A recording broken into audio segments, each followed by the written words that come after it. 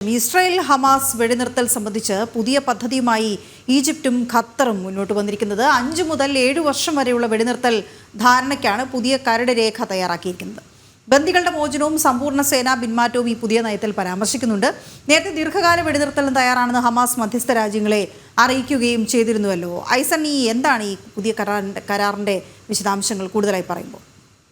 വീണ, ഇക്കഴിഞ്ഞ ദിവസമാണ് ഹമാസ് ഇത് സംബന്ധിച്ച ഒരു അന്തിമമായ ഒരു നിലപാട് അറിയിക്കുകയും ചെയ്തത്. ഹമാസ് ഈജിപ്തിനെയും ഖത്തറിനെയും നമുക്കറിയാവുന്നതാണ്. ഈ രണ്ട് രാജ്യങ്ങളുമാണ് മധ്യസ്ഥ ചർച്ചകളിൽ ഇസ്രായേൽ മധ്യസ്ഥ ചർച്ചകളിൽ പങ്കെടുക്കുന്നത്. ഈജിപ്തിലാണ് ചർച്ചകൾ നടക്കുന്നത്. അത്തരത്തിൽ ഈജിപ്തിൽ ചർച്ചകൾ നടക്കുന്നതിൻ്റെ ഭാഗമായി ഹമാസ് പ്രതിനിധികൾ ഇപ്പോൾ കെയ്റോയിലെത്തി എന്ന വിവരവും പുറത്തു വരുന്നുണ്ട്. ഏറ്റവും പുതിയതായി അത്തരത്തിലൊരു സൂചനയും പുറത്തു വരുന്നുണ്ട്.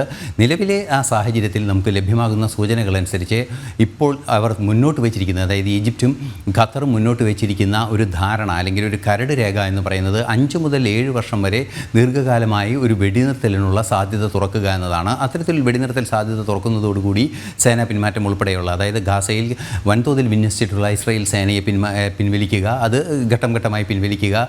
അതുമാത്രമല്ല, ബന്ദികളുടെ മോചനം, അതായത് തുടരുന്ന നിരവധി ബന്ദികൾ ഇപ്പോഴും ഹമാസിൻ്റെ നിയന്ത്രണത്തിലുള്ള കസ്റ്റഡി സംവിധാനങ്ങളിൽ ഇസ്രായേലികൾ കഴിയുന്നുണ്ട്. അവരെയെല്ലാം തിരിച്ചു നൽകുക. അതുപോലെ തന്നെ യുദ്ധത്തടവുകാരായി ഇസ്രായേൽ പിടിച്ചു വെച്ചിട്ടുള്ള പാലസ്തീൻ യുദ്ധത്തടവുകാരെ വിട്ടയക്കുക. അത്തരത്തിലുള്ള എല്ലാ ധാരണകളും ഇതിന് പുറകെ നടക്കുകയും ചെയ്യുമെന്നാണ് അറിയാൻ സാധിക്കുന്നത്. നേരത്തെ പറഞ്ഞിരുന്നത് ഹമാസ് മുന്നോട്ട് വെച്ചത് 5 വർഷം അല്ലെങ്കിൽ 10 15 വർഷം അത്തരത്തിലുള്ള 3 ഇടവേളകളിലായുള്ള ഒരു വെടിനിർത്തൽ ധാരണയ്ക്കുള്ള ഒരു നീക്കമായിരുന്നു നേരത്തെ ഹമാസ് മുന്നോട്ട് വെച്ചതെങ്കിൽ അതിൽ നിന്ന് കുറെ കൂടി കൃത്യതയാർന്നൊരു നീക്കത്തിലേക്ക് 5 മുതൽ 7 വർഷം വരെയുള്ള ഒരു വെടിനിർത്തൽ ധാരണയ്ക്ക്, ദീർഘകാല വെടിനിർത്തൽ ധാരണയ്ക്ക് ഇരു സംവിധാനങ്ങളും തയ്യാറാണ് എന്നാണ് ഈജിപ്തും ഖത്തറും ഇപ്പോൾ അറിയിച്ചിരിക്കുന്നത്. അതായത് ഹമാസ് തയ്യാറാണെന്നാണ് ഈജിപ്തും ഖത്തറും അറിയിച്ചിരിക്കുന്നത്. എന്നാൽ ഇത് സംബന്ധിച്ചൊരു കൃത്യതയാർന്ന മറുപടി ഇസ്രായേലിൻ്റെ ഭാഗത്തു നിന്ന് ഇതുവരെ ഉണ്ടായിട്ടില്ല എന്നതും ഒരു യാഥാർത്ഥ്യമാണ്. അമേരിക്കയും ഇക്കാര്യത്തിൽ ഒരു പ്രതികരണം നടത്തിയിട്ടില്ല. പക്ഷേ മറ്റൊരു സുപ്രധാനമായ ഒരു നിരീക്ഷണം അല്ലെങ്കിൽ ഒരു വിലയിരുത്തലും ഒരു കമൻറ്റും ഉണ്ടായിരിക്കുന്നത് ബെഞ്ചമിൻ നെതന്യാഹുവിൻ്റെ ഭാഗത്തു നിന്നാണ്. അതായത് തൊട്ട് മുന്നേ ദിവസം ശനിയാഴ്ചയാണ് അത് സംബന്ധിച്ചൊരു തീരുമാനമുണ്ട്. അദ്ദേഹത്തിൻ്റെ ഭാഗത്തു നിന്നൊരു നിലപാടുണ്ടായത് ഹമാസിനെ പൂർണ്ണമായും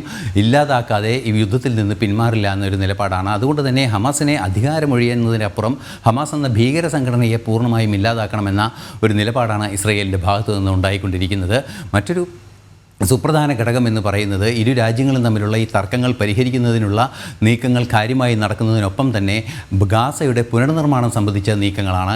ഗാസയുടെ പുനർനിർമ്മാണം സംബന്ധിച്ച് നേരത്തെ പറഞ്ഞതുപോലെ അമേരിക്കൻ പ്രസിഡന്റ് എല്ലാം വ്യക്തമാക്കിയതുപോലെ ഒരു റിവേറയാക്കും അല്ലെങ്കിൽ കടലോര വിശ്രമ കേന്ദ്രമാക്കി പുതുക്കി പണിയുക എന്ന നിർദ്ദേശമാണ് വെച്ചിരുന്നത്. എങ്കിൽ ഹമാസ് മുന്നോട്ട് വയ്ക്കുന്നത് പാലസ്തീൻ നിയന്ത്രണത്തിലുള്ള, അതായത് പാലസ്തീൻ അതോറിറ്റിയുടെ നിയന്ത്രണത്തിലുള്ള ഒരു സാങ്കേതിക വിദഗ്ധരുടെ ഒരു സംവിധാനമാണ് ഗാസയുടെ പുനർനിർമ്മാണം ഏറ്റെടുക്കുന്നതെങ്കിൽ സൈനിക പിന്മാറ്റം പോലുള്ള, അതായത് ഗാസയുടെ നിയന്ത്രണത്തിൽ നിന്നും സ്വയം പിന്മാറാൻ തയ്യാറാണെന്ന് ഹമാസ് അറിയിച്ചിട്ടുണ്ട്. അത്തരത്തിലുള്ള ഒരു നിർദ്ദേശത്തെ ഏത് രീതിയിലാണ് പരിഗണിക്കുക എന്ന് കാത്തിരുന്ന് കാണേണ്ടതുണ്ട്. നേരത്തെ തന്നെ ഹമാസ് മുന്നോട്ട് വെച്ചൊരു നിർദ്ദേശം കൂടിയാണത്. എന്തു തന്നെയായാലും നിലവിലെ സാഹചര്യത്തിൽ വെടിനിർത്തലിലേക്ക് കാര്യങ്ങൾ നീങ്ങുന്നു എന്ന സൂചന തന്നെയാണ് പുറത്തു വരുന്നത്. ഓക്കെ, ശരി ഐസൺ.